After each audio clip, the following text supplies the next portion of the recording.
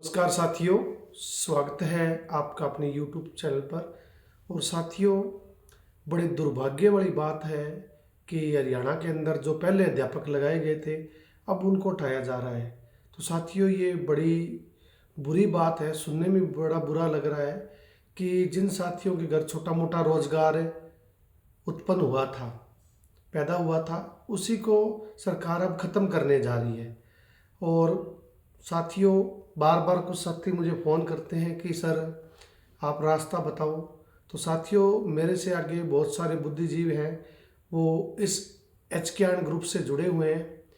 जैसे हम पहले भी बहुत जगह इकट्ठे हो चुके हैं, जींद में भी इकट्ठे हुए थे, और भी बहुत जगह, शुरू में चंडीगढ़ भी बहुत चक्कर हमने, राजेश कुलर जी जो ओएसडी हैं उनके पास बहुत सारे चक्कर लगाए, जिसके कारण ये भर्ती है वो सफल हो पाई। लेकिन साथियों, अब खतरा है वो सभी पे है। कुछ साथी सोच रहे हैं कि सरप्लस ना होने की वजह से वो बच जाएंगे, तो ऐसा नहीं है। आज नहीं तो कल सभी को रिलीव कर दिया जाएगा। ये एक सच्चाई है, ये वास्तविकता है साथियों, कि धीरे धीरे करके सभी साथी हैं वो अपने स्थानों से क्या हो जाएंगे, रिलीव हो जाएंगे। तो साथियों, बार बार आप कुछ ये भी प्रश्न पूछते हो कि हमारे प्रधान जी कौन है, और या ग्रुप के जो मुख्य लीडर कौन है। तो साथियों, वैसे तो सभी लीडर हैं, और कुछ व्यक्ति जो अच्छे बोलने में अच्छे होते हैं या जिनके विचार बहुत अच्छे होते हैं, तो उन साथियों को हम भाईचारे के नाते अपना लीडर मान लो, या हमारा अगुवाई हम मान लेते हैं। तो साथियों, जो हमारे लीडर हैं उनसे भी निवेदन है कि सबसे पहले आप एक हो जाओ। न्यारे न्यारे मानते हैं कि हिसार का लीडर और है, इधर दूसरी साइड का लीडर और है, कोई भी हो XYZ, उन्हें सबको एक होना होगा।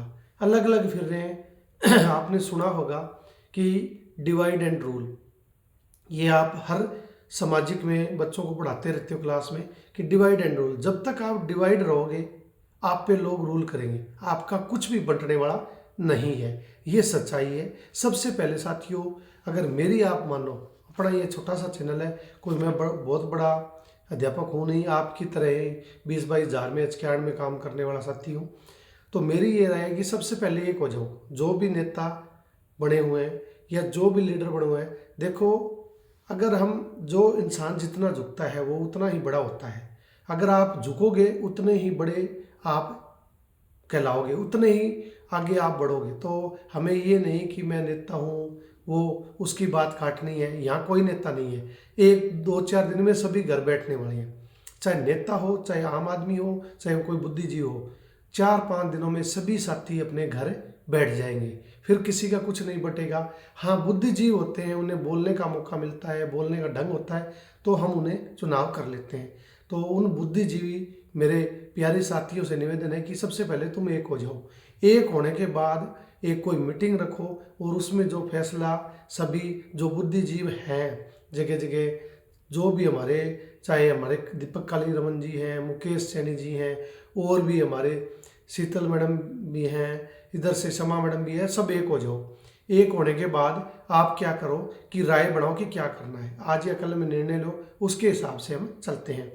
तो वैसे तो बुद्धिजीवियों ने रास्ते निकाले हैं, कुछ साथियों को पता नहीं होगा, तो वो रास्ते मैं आपको बता देता हूँ। पहला रास्ता है कोर्ट का। कल से आप देख रहे हो कि ग्रुप बने हुए हैं और बार बार पेमेंटें हो रही है। कोर्ट केस के लिए साथी 200 के करीबन साथी शामिल हो गए हैं। तो साथियों, मैं ये कहना चाहूँगा कि एक अच्छा ऑप्शन है। अभी दोनों डिस्कस करेंगे हम, जो ऑप्शन हमारे साथियों ने, बुद्धिजीवियों ने रखे हैं। पहला ऑप्शन कोर्ट। हाँ, कोर्ट जाना एक अच्छा रास्ता है। कोर्ट से साथियों क्या हो सकता है मैं बताता हूँ। पहला है स्टे, यानी कि कोर्ट में जाने से हो सकता है आपको 2 या 3 महीने का अपने पद पर बने रहने के लिए क्या मिल जाए साथियों, स्टे मिल सकती है। ज़रूर हो सकता है, अधिक चांसेस है कि जो अब जब आप अपने ग्रीवियंस लगाओगे कोर्ट में कि हम ओवरेज हो गए हैं सर, हमारे रोजी रोटी का कोई जुगाड़ नहीं है, अब हम किसी काम के नहीं रहे, बिल्कुल बेकार हो जाएंगे, ये रोज़गार हमारे लिए ज़रूरी है, तो कोर्ट की नज़र में ये है। और दूसरी बात कि जो 14,500 विधानसभा के अंदर पद खाली हैं, अभी भी अध्यापकों के बहुत सारे पद खाली हैं, तो हमें एडजस्ट किया जा सकता है, कोई समस्या नहीं है। पहला पॉइंट, हम ओवरेज हो गए हैं। दूसरा, 14,000 पद खाली एडजस्ट किया जा सकता है। तो कोर्ट 99% ये कह सकता है कि इन साथियों को जब 14,000 पद आपके खाली हैं और आप बार बार विधानसभा में कह रहे हो कि 3,500 हम अभी भी लेंगे एचकैंड के थ्रू, तो क्यों ना पहले इन साथियों को आप एडजस्ट करो। तो कोर्ट 100% अगर ओवरेज का कहा जाए या पदों के खाली होने का वर्णन दिया जाए तो आपको कोई दिक्कत नहीं हो सकती, समायोजित आपको अन्य पदों पर किया जा सकता है। ये तो है कोर्ट का। और दूसरा नेगेटिव पॉइंट है, हो सकता है कोर्ट सीधा रिजेक्ट भी कर दे, लेकिन मैं मानता हूँ जितने ज़्यादा पिटिशनर होंगे उतने ही कोर्ट आपकी सुनेगा, क्योंकि देखो कोर्ट कभी अन्याय नहीं करता।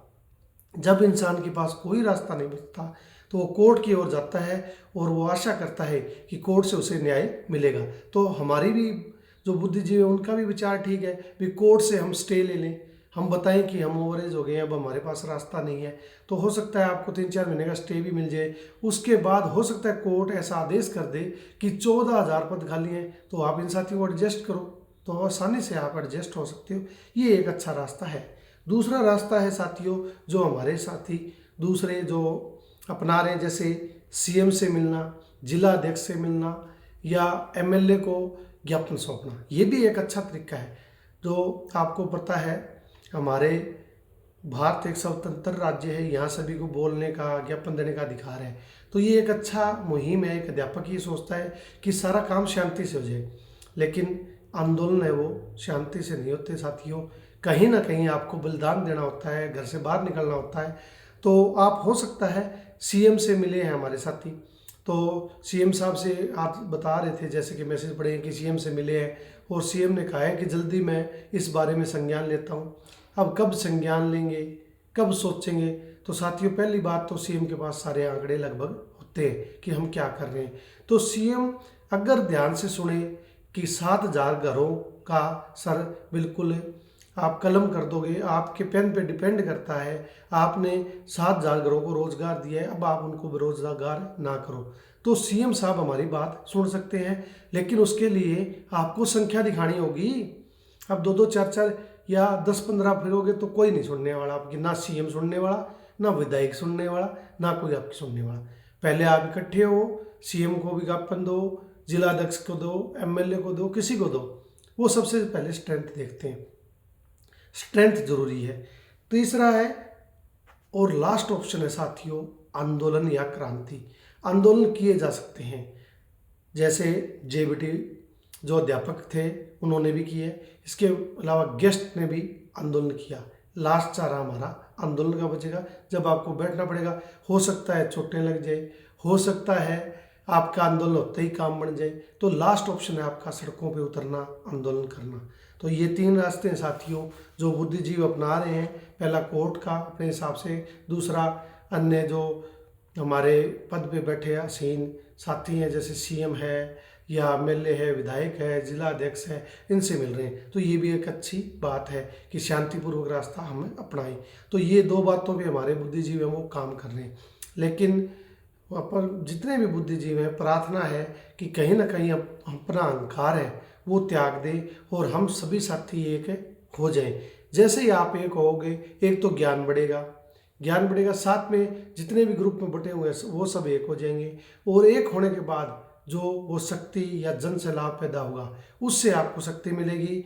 और उसके बाद हो सकता है कि कोर्ट एक बार आदेश कर दे कि जब तक पद खाली हैं तब तक ये साथी बने रह सकते हैं। ये अगर एक बार भी लाइन कोर्ट ने कह दी कि जब तक पद खाली हैं इन साथियों को बने रहने दिया जाए, तो मुझे नहीं लगता कि गेस्ट की तरह आप कभी अपने पदों से रिलीव होगी। क्योंकि हम जानते हैं 14-15 हज़ार पद है वो सरकार 5-7 सालों में तो भर नहीं सकती, समय लगेगा सरकार को। और जब तक है हो सकता है भगवान आपकी सुन ले, आप बने रहो तो जॉब सिक्योरिटी के आप नज़दीक लग जाओगे, जिससे जो देखो रेगुलर लगने वाला है वो साथी तो लगते रहेंगे, वो तो कैलिबर वाले हैं। लेकिन जो मेरे साथी भाई बहन ओवरेज हो गए हैं उनका कोई रास्ता नहीं है समाज में। अब उनको बहुत दुख होने वाला है साथियों। अभी तो 1-2 दिन हुए हैं, जैसे जैसे समय बीतेगा ये दुख आपका बढ़ेगा, क्योंकि आप घर रहोगे, आप सरकारी स्कूल, कई साथी तो संस्कृत वाले तो हमारे 2-2 साल पूरे कर चुके हैं, तो बड़ा मुश्किल हो जाएगा। अब आपको मानसिक शांति कहीं नहीं मिलने वाली है। लेकिन ये अच्छा समय है। एक कहावत है, when the iron is hot then strike it. उसी समय आप प्रहार करो जब लोहा गर्म हो। अब लोहा बिल्कुल गर्म है, सभी लोगों को पता है, सभी हरियाणा में खबर फैली हुई है कि हचकियाण साथियों को उठाया गया है। अखबार में आप डेली न्यूज़ पढ़ रहे हो। अगर आप थोड़ी सी भी मेहनत कर लेते हो, थोड़ा सा भी कदम उठा लेते हो, थोड़ा सा भी अपने बारे में, अपने साथियों के बारे में सोच लेते हो, तो मुझे नहीं लगता कि आपको रिलीव किया जाएगा, क्योंकि 14,500 पद खाली हैं। आराम से आपको एडजस्ट किया जा सकता है, कानून के दायरे में भी आप आ सकते हो। पहले तो आप लगे नहीं हुए थे, अब आपने 2-2 साल की सर्विस कर ली है, तो कतई मुश्किल नहीं है आपके लिए कि आपको समायोजित ना किया जा सके। तो मेरा कहना तो साथियों ये है। और देखो, जो बहुत ज़रूरी है हम सभी के लिए, चाहे मैं हूँ, चाहे ये वीडियो बना रहे हैं, लेकिन चलो ये वीडियो मजबूरी में बना रहे हैं कि हमारे भाई बहनों का जो रोज़गार छिन गया है, इस बात का मुझे तो साथियों बड़ा दुख है। आप जब कहोगे वहाँ मैं खड़ा मिल जाऊँगा, आपके साथ हूँ। और पहले भी जो पुराने साथी मुझे जानते हैं, कभी भी ऐसा नहीं हुआ कि मेरे साथियों ने, फतेहाबाद वालों ने बुलाया हो और मैं ना आया हूँ। 4 बजे 3 बजे चंडीगढ़ जाना हो, पंचकुला जाना हो, सिरसा ज्ञापन देना हो, दीपेंद्र हुड्डा से मिलना हो, किसी से मिलना हुआ है। चाहे हमारे जो भी साथी, जितनी बार मुलाकात हुई है भट्टू ब्लॉक से, हर बार मैं खड़ा रहूँ। क्योंकि देखो साथियों, एक साथी से कुछ नहीं होता, 1000 हाथ होते हैं तो उनको रोजगार जरूर मिलता है। एक साथी से कुछ नहीं बनता, 1000 साथियों से पूरा परिवार बना हुआ है। एचकियाण कोई छोटी चीज़ नहीं है। 11,000 गेस्ट हैं, हरियाणा को हिला दिया था। आप भी 7,000 हो, छोटे नहीं हो साथियों।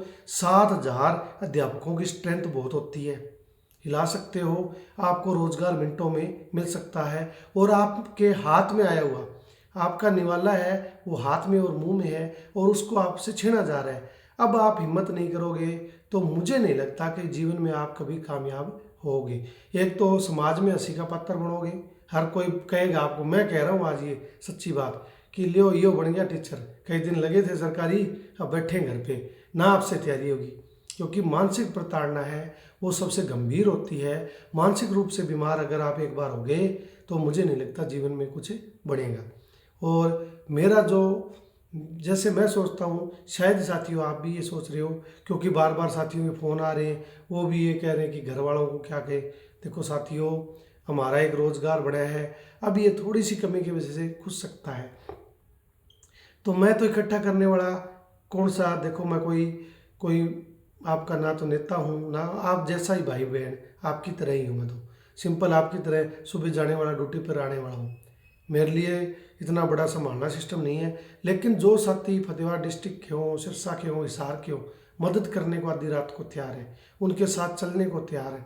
क्योंकि साथियों, आप अब खुश हो रहे हो कि डीडीओ आपको रिलीव नहीं कर रहा, मैं भी रिलीव नहीं हुआ। मेरी सच्चाई बताऊं, डीडीओ साहब ने मुझे भी कहा है कि जब तक ऑर्डर नहीं आता डीओ या डीडीओ से, आपको रिलीव नहीं करेंगे। लेकिन सच्चाई तो मैं जानता हूँ ना कि हाजिरी कोरे पेज पे लग रही है, तो आज नहीं तो कल रिलीव होना पक्का है। कोई हाजिरी नहीं लग रही, कोई पैसा नहीं, भाईचारे में जा रहे हैं, थोड़ी घर पे रहे तो टेंशन भी होती है, इसलिए स्कूल जा रहे हैं। बाकी रिलीव सभी होने वाले हैं। बिल्कुल अपने आप को अलग ना मानो। अगर आपने अलग मान लिया, अगर पेड़ है उससे टहनी अलग होगी, तो पेड़ है उसका कुछ नहीं बटेगा।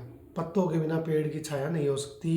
तो मिलजुल के एक पेड़ की तरह आप काम कर लो, घर से निकल लो 1-2 दिन अपनी ज़िंदगी के लिए, अपने बच्चों के लिए और अपने थोड़ी इज्जत के लिए। ऐसा आप साथियों ज़रूर करें। ये लगभग अंतिम वीडियो ही रहेगा साथियों। इसके बाद आज भी साथियों ने बड़ी मेहनत की है, देखो प्रशंसनीय है, उनकी प्रशंसा करते हैं। एक कहावत है, every potter praises his pot, every potter praises his pot. हर कुम्हार अपने घड़े की प्रशंसा करता है। लेकिन जो हमारे अगुवाई नेता है, कोई सीएम से मिल रहा है, कोई विधायकों से मिल रहा है, जिला अध्यक्ष से मिल रहा है, या दूसरा कोर्ट का रास्ता इख्तियार कर रहे हैं, सभी साथी अपने लेवल पे बहुत अच्छा कर रहे हैं। सिर्फ हाथ जोड़ के एक प्रार्थना है कि वो एक हो जाओ। एक होते ही बहुत अच्छा एक डायरेक्शन मिलेगी, दिशा निर्देश मिलेगा, और आपका जब मुहिम है, हजारों साथियों का रोजगार बढ़ जाएगा।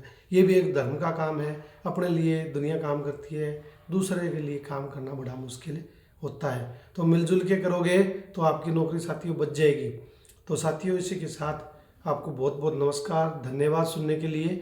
और साथियों जल्दी इसका कोई ना कोई भगवान से प्रार्थना करते हैं कि ये जो आपको रोज़गार मिला है वो बना रहे, इसमें किसी प्रकार की कोई समस्या ना आए। इसी के साथ साथियों अपने भाई को अलविदा दो। राम राम।